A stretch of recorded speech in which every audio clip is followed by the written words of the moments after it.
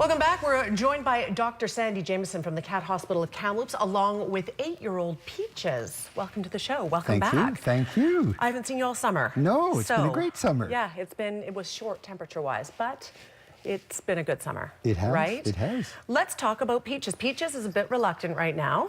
Yeah. But seems to be warming up.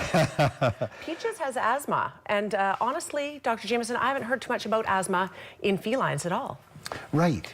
Well, it can be missed as a diagnosis simply because it's a subtle cough. And so they tend to cough more at night than during the day. And so we're all sleeping and don't hear a cat cough. Sure. Or you hear it cough and you go back to sleep and think, did I really hear that? Exactly. Yeah. So then ultimately you say, no, she was coughing last night.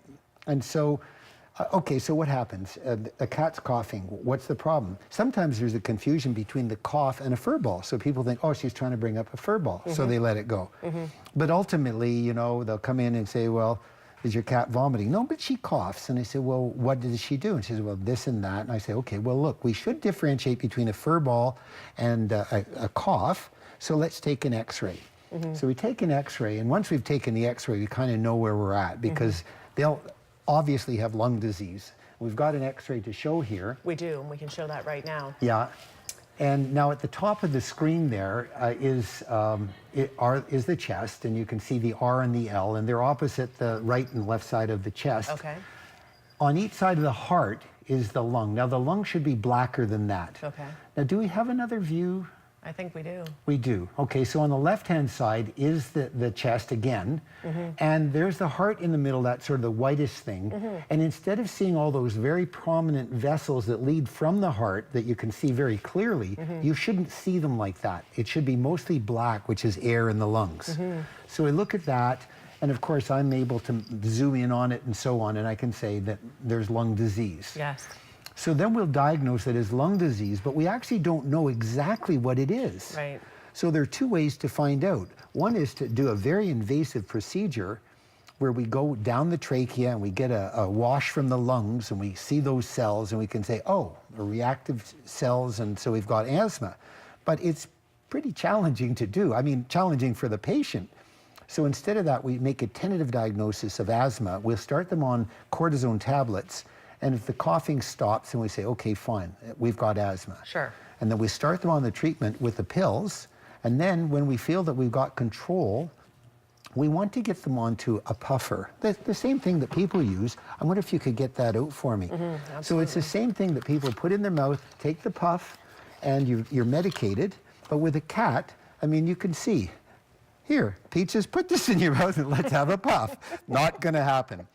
So what we have to do is we have to start to get them used to the breathing chamber. Sure. So we get this mask and we say, Peaches, here you go. We're going to put this mask over your face. He seems used to it. And so she is, yeah. She is used to it. So we need her to be used to it for 30 seconds. Yeah. And then if you could put that on there, just give it a little twist in there. It's meant to be a good fit. So then what we'll do is we'll get her used to having the mask on her face and the chamber. And look how good she's doing. She's doing great. So once she can hold it for 30 seconds, then we actually put the puffer in the end and we puff it. Now we hold it on for 30 seconds and the air in the chamber is medicated. And so in 30 seconds, she'll breathe all the medication into her lungs and she's treated, just like we would put it in her mouth and do the puff. This is amazing. Never that I would see the day, did I think, that you would see a cat that was happy to accept this via the same route that a human would. And obviously she's used to it. Yes. She doesn't seem to be struggling much at all. So it's not something that you see every day, but if you get your cat used to it, this is a solution. Oh, it is. And it's fantastic because the reason that we want to do this is that if we have them on the pills are actually systemic. They're treating her whole body with cortisone. This way, we're only treating the lungs, and that's all we have to treat. Right. So the rest of the body doesn't have to have adverse effects from the cortisone. What if you use this on a human? Would it have the same effect? Well, that is a human, It's the same. yeah. It comes from a pharmacy. It's Flovent, which anybody listening knows what it is. Yeah, my son has asthma with hockey, so I understand that a little bit. Yeah. Interesting, fantastic. So you've treated Peaches. Peaches is feeling top of her game now, thanks to you. She loves being on my lap here in front of TV and everything. She's a star. But, you know, what's exciting for me is that this is new, relatively new, where we don't have to have them on that cortisone medication for their whole body. We can treat the lungs, and she's really one step away from getting the puffer, and they're going to start, and we'll treat her. And it's called PRN, to effect. So if she needs it once every 24 hours, they'll know. If she's coughing, they'll give it every 12 hours. Sure. Sometimes if one puff doesn't work, we'll give 2 puffs, increase the strength.